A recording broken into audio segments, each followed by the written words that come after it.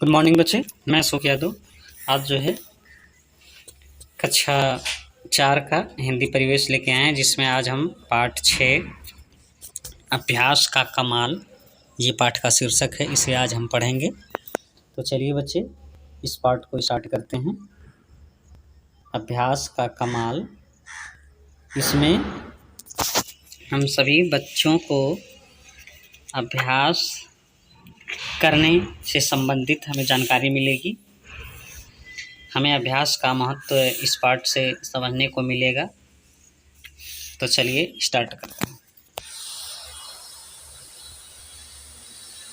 देखिए,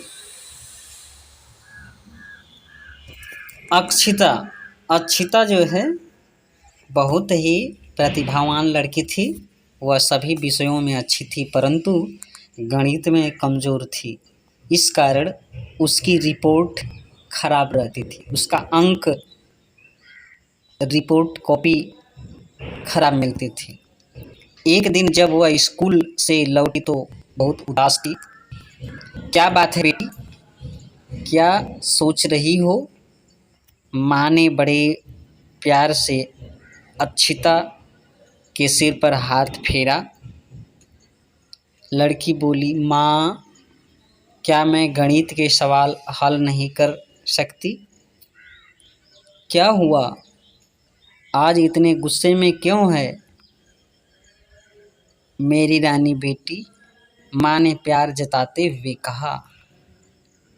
प्यार पाते ही अक्षिता फूट फूट कर रोने लगी। बोली, माँ, कक्षा में मुझे सब फिसड्डी कहते हैं। अगले महीने मेरी वार्षिक परीक्षा है। मुझसे गणित के सवाल हल नहीं होते। इस वजह से मुझे खराब अंक मिलते हैं। मैं कल से स्कूल नहीं जाऊंगी। माँ जानती थी कि उसकी बेटी परेशान है। उसे उसकी परेशानी का हल तो सुझाना ही होगा। उन्होंने अक्षिता से कहा, बेटी, हमें कभी भी आशा नहीं छोड़नी चाहिए। हमें दूसरों की बातों से परेशान नहीं होना चाहिए, बल्कि उनकी सोच बदलनी चाहिए। माँ की बातों से अक्षिता को थोड़ी हिम्मत मिली। उसने कुछ देर सोचा और अपने कमरे में चली गई। इधर माँ भी अक्षिता को लेकर थोड़ी परेशान थी। वे भी चाहती थी कि अक्षिता गणित में होशियार हो जाए, चालाक हो जाए, जानकार हो जाए। अगले दिन अक्षिता प्रातः उठी और उसने निश्चय किया कि वह गणित के सवाल जरूर हल करेगी। अब वह प्रतिदिन 1 घंटा गणित के सवाल हल करती। जब उसकी सहेलियों को इस बारे में पता चला तो उन्होंने भी अक्षिता की सहायता करने का निश्चय किया। वे उसे प्रोत्साहित करती और जब वह सभी सवाल सही करती तो उसकी प्रशंसा भी करती। इतना ही नहीं, जब वे देखती कि अक्षिता गणित के सवाल कर रही है तो उसके साथ साथ स्वयं भी सवाल हल करने लगती। उनकी इस आदत के फलस्वरूप अक्षिता की गणित के सवालों को हल करने की गति तेज हो गई। उसने जी तोड़ मेहनत की, अधिक परिश्रम की। अब वह कक्षा में भी सबसे पहले सवाल हल कर लेती थी।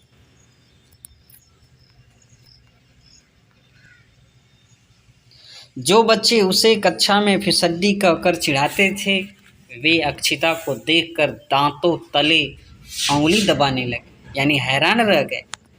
अक्षिता की सफलता की आशाएं मजबूत हो गई।